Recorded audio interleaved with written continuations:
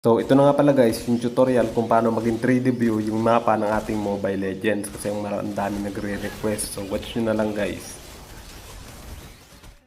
At yun, sa mga gusto palang sumali sa ating pag-giveaway ng skin at Starlight, pa-subscribe ng aking YouTube channel guys at pa-follow ng aking Facebook page. Comment nyo na lang dito guys yung ML ID at mga server nyo. Ito nga pala guys yung tutorial kung paano maging 3D view yung mapa ng ating Mobile Legends. So credit nga pala kay Dieter Plays. So hindi ko sinubukan sa akin guys kasi hindi ko alam kung safe ba yung mga ganitong trick sa Mobile Legends. So dinownload niya dito yung Z-Archiver na application sa Play Store. And dinownload niya tong Android guys yung files na gagamitin sa pag 3D view ng mapa ng Mobile Legends. So open natin dito yung Z-Archiver and click natin yung allow. Then hanapin natin yung link na dinownload natin, yung script. So ulitin ko guys, hindi ko alam kung safe ba yung gumamit ng script dito sa Mobile Legends. So parang hindi naman siya recommendation guys. So merong password yung link na ito guys.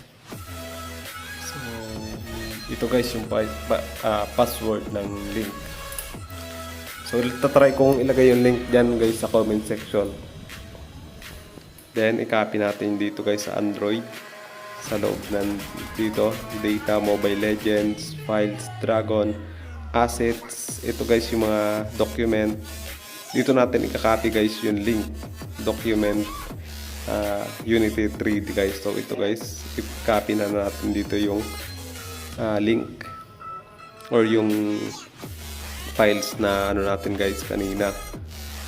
So ito guys, ulitin, Android data, hanapin natin dito yung com.mobile legends, yung apps, files ng Mobile Legends, then yung files, Dragon, assets,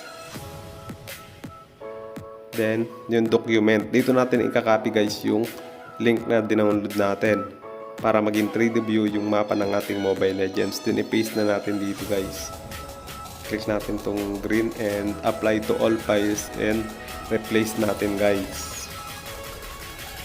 Then kapag okay na guys, check natin yung ating Mobile Legends kung gumana na ba yung 3D view ng ating Mobile Legends. So maganda to guys, pang replay lang. Kasi kapag ang gulo nito guys, kapag in-game mo ginawa, kapag naglaro ka guys na nakaganito yung mapa mo. So mas maganda guys na pang replay lang talaga. Then try dito guys sa costume. Ulitin ko guys, hindi ko recommend na gumamit ng ganitong apps kasi ang dami rin nagre-request sa Facebook at mga dito sa aking channel. So tingnan natin guys kung gumana nga. So ginamit dito na Idol yung kanyang account. Tingnan natin guys kung naging 3D view na nga ba yung kanyang Mobile Legends. Maganda ito guys, pang replay lang talaga sa mga lalo kapag funny, mga link. Kita mo guys yung hero mo kung gaano kalaki.